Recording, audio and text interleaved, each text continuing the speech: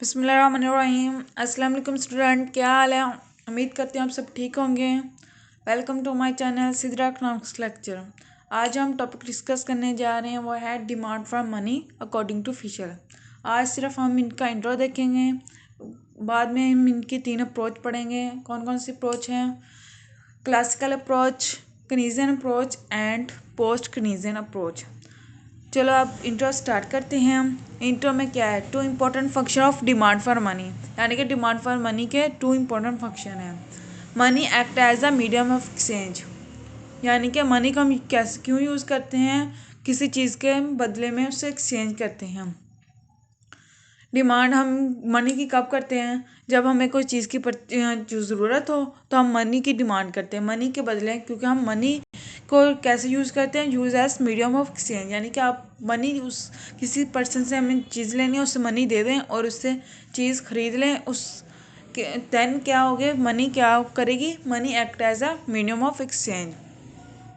Second इसका important function ये है स्टोर ऑफ वैल्यू, यानी कि आप मनी को उसी वक्त नहीं यूज़ करने की आपके पास होती कंडीशन कि आपके पास है मनी और आप इसी वक्त इसको यूज़ कर सकते हैं, बाद में आप इसको यूज़ नहीं कर सकते।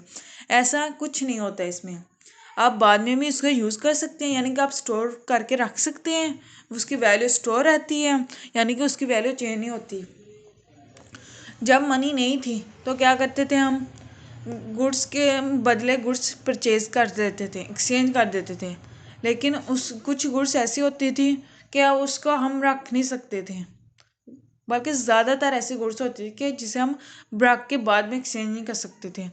इसलिए उनमें सबसे बड़ी दिक्कत ये थी। और इम्पोर्टेंट फंक्शन ये है डिमांड फॉर मनी का कि हम मनी की वैल्यू को स्टोर करके रख सकते हैं।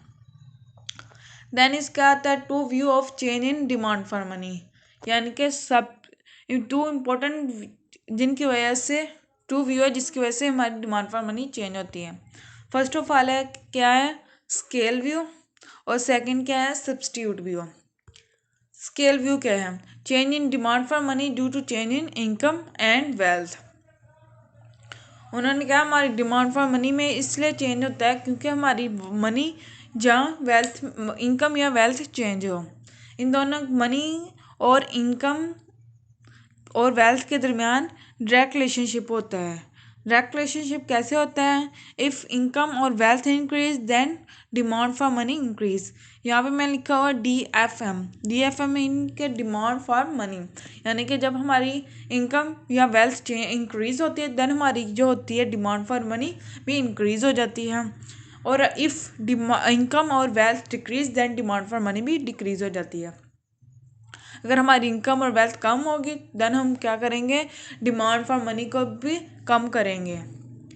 Substitute view, relative to relative alternative asset that can be substitute for money, यानी कि वो एसिड जो कि मनी के सब्स्टिट्यूट हों, जिनकी वजह से हमारी मनी की जो डिमांड है वो बढ़ जाए, उसे कहते हैं। For example, if interest rate decrease then people want to increase assets in cash, then demand for money increase, vice वर्सा।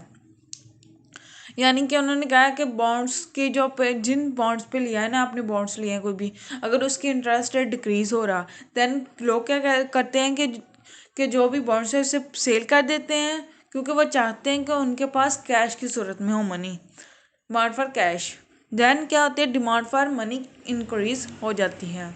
अगर हमारा बॉन्ड्स का इंटरेस्ट रेट इंक्रीज हो जाए देन पीपल क्या करते हैं?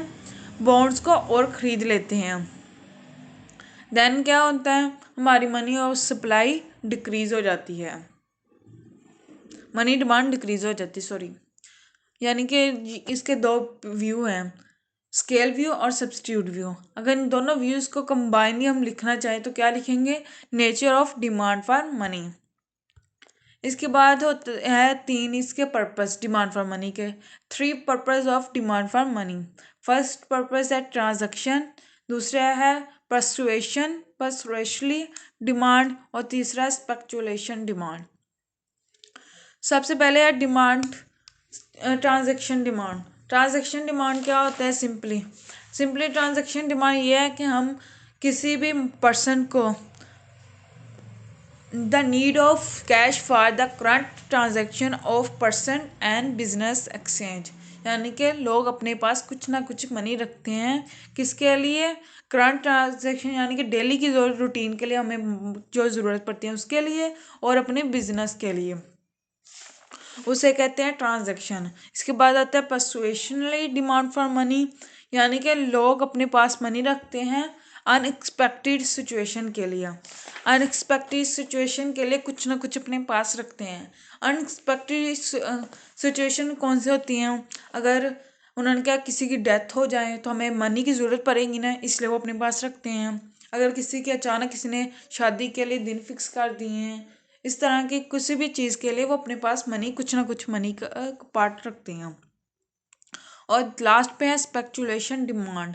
स्पेक्युलेशन डिमांड ये है कि after transaction demand for money और speculation demand for money, then जो भी मनी होती है वो हमारी स्पेक्युलेशन डिमांड फॉर मनी होती है। यानी कि हम जो भी हमारे पास मनी है ना उसमें से ट्रांजैक्शन भी निकाल दे, ट्रांजैक्शन डिमांड यानी जो भी गुड्स हमने खरीदने वो भी निकाल दे, और स्पेक्युलेशन यानी कि जो भी हमने क्या कहते हैं अनएक्सपेक्टेड सिचुएशन के लिए मनी रखती है उससे भी निकाल दे। बाकी जो मनी बचती है उससे कहते हैं स्पेक्युलेशन डिमांड फॉर मनी। जो मनी बचती है हम उसको क्या करते हैं, कहीं ना कहीं इन्वेस्ट कर देते हैं to an interest rate. Please subscribe my channel. Thank you so much.